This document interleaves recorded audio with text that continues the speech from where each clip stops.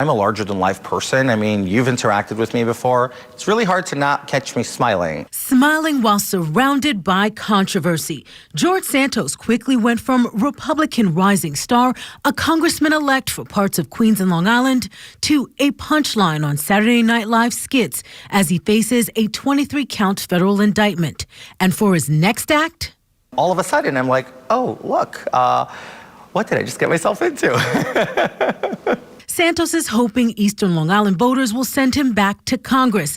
After announcing his campaign on social media during the president's State of the Union address, Santos sat down with New York One for his first TV interview on his return to politics. Look, there's only one way to win this. It's with transparency, right? I have an uphill battle to climb. That's true.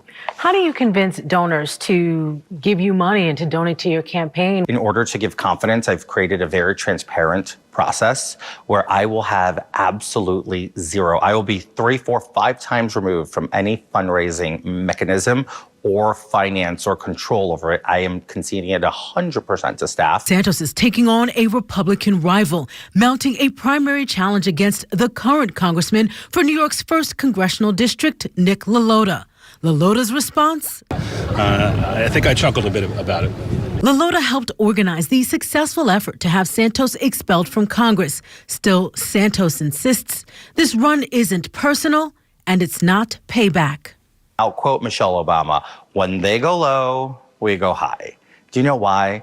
I don't like to dwell in the dungeon. I'll leave that to Nick. He can dwell downstairs by himself. I think we're going to run on our record of accountability, integrity, honor. Why run for New York's 1st congressional district? Why not run for your old seat? There's races you can win. There's races you can absolutely not win. Tom Suozzi is going to stay in NY3 for as long as Tom Suozzi chooses to. Last month, Tom Suozzi won the special election to replace George Santos, edging out Republican Mazi Pilip. And the special election for your old seat, why do you think Mazi Pilip didn't get more support from Republicans? In today's day and age, you need to be able to articulate your issues. She was unfortunately unable to. Santos now focused on a June primary. Political observers have called the odds slim that Santos will even be able to collect the thousands of signatures needed in order to appear on the ballot in the next few weeks. Santos says, don't count him out. Today was day 1 of organization. I had over 80 volunteers in front of me today, and we did a splash. We did great. We're organized. With eyes set on returning to Congress, Santos tells New York One he's leaving his federal fraud case in the hands of his attorneys. I let my legal team guide me into the best direction and the best resolve and solution possible. If Santos wins the primary in June, he could then have to balance running a campaign while he's also on trial. We're seeing it done. We're seeing it be done right now in a national stage. And the one page you can pull out of the playbook from President Trump is trust the process, trust your team, and everything will be fine. George Santos has been charged with 23 felonies, and Santos told us his attorneys are still working with federal prosecutors on a plea deal, Errol.